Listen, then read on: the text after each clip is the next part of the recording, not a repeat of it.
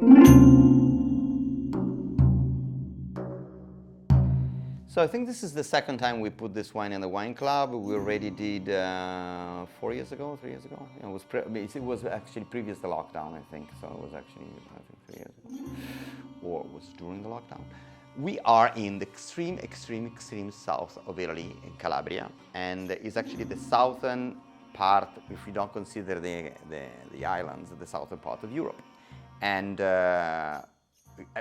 getting there was like, really difficult because you have to drive. We were in Ciro, and then I asked to my friend Cataldo Calabretta, which make a beautiful Ciro there.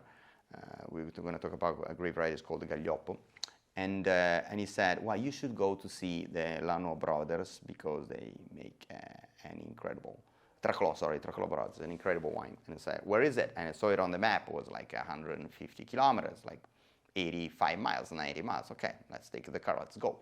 We call them, we're gonna be there in a couple of hours, I guess. It took like 7 hours to reach that place.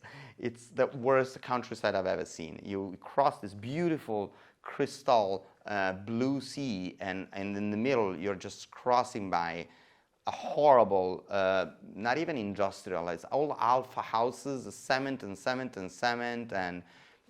destroyed shopping mall. Looks like a dystopic. It looks like a cheap Blade Runner scene. I don't know. I was shocked. And then you see the Aspromonte, which are the higher hills, and you see sometimes, from time to time, you see these beautiful middle-aged villages that are completely abandoned.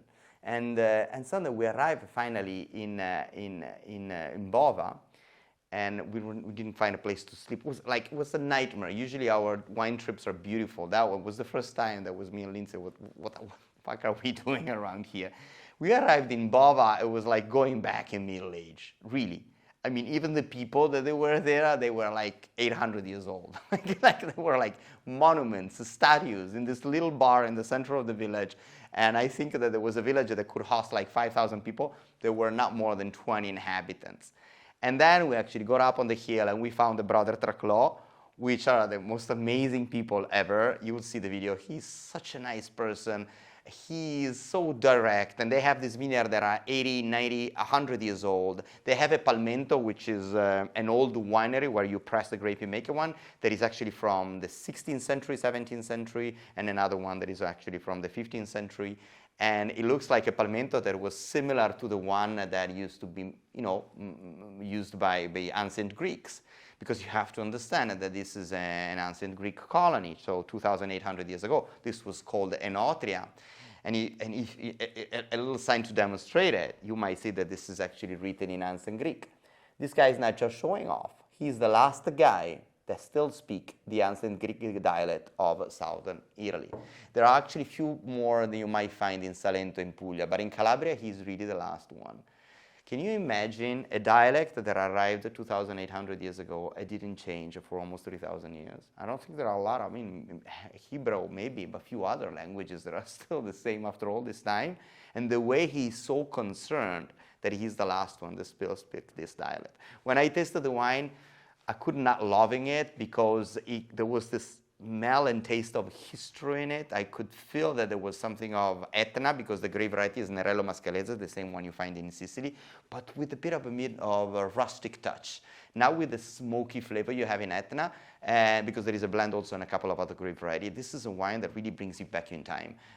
Take it as an archaeological experience, I would say. Watch the video, and if you have a chance and you want to risk your life and driving all over that place, it's an incredible place to visit. It's interesting at the end because I said Bruno Traclò, little village, Bova, we're 5 kilometers far away from the sea. And then at the end of the tasting, I said to Bruno, can you suggest a nice beach, a place where you can go by the sea? And he said, well, actually, it's 25 years that I don't go to the sea.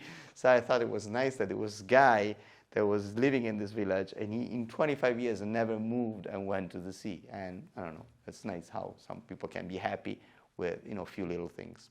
Thank you.